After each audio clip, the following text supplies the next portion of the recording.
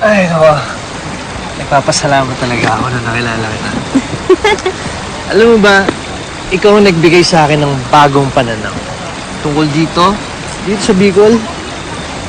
Siyempre, ganda dito eh. Sobrang ganda, di ba? Siguro nga natagpuan ko na yung dahilan kung ba't kailangan ko manatili dito. Kasi, hinanap ko kung saan-saan.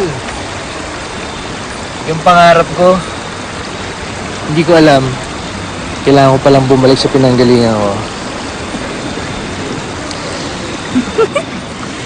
Easy, mahal na mahal kita. Alam mo ba, nung bata ako, huwag ka tatawa. Pakiramdam ko na ako si Magayon.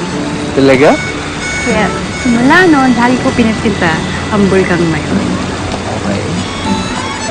Tuwing naalala ko lahat ng nangyari sa atin, pakiramdam ko na ikaw na ngayon para sa akin.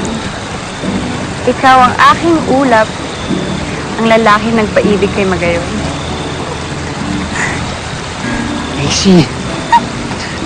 Mahal na mahal na mahal kita! Mamahal ng tunay ay siyang wagas.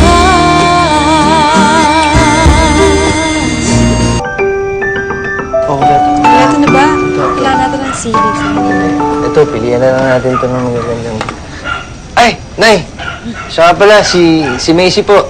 Magandang gabi po. Macy, nanay ko. God bless.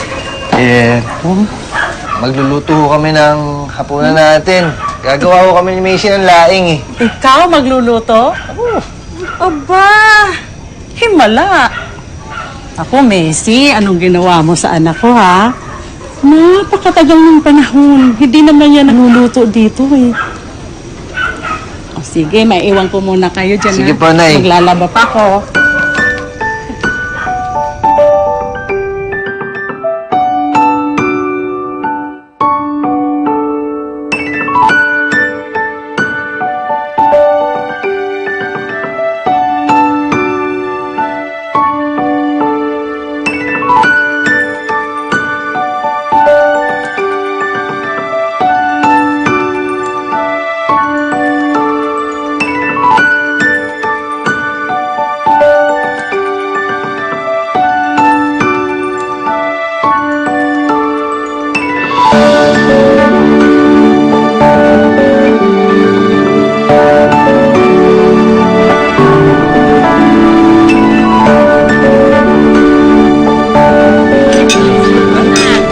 Gusto mo pa?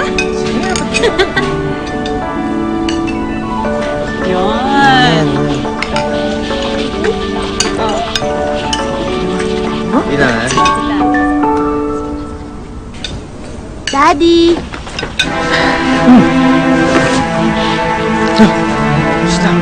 Sino siya? Wala ko lang naman ang nanay ng anak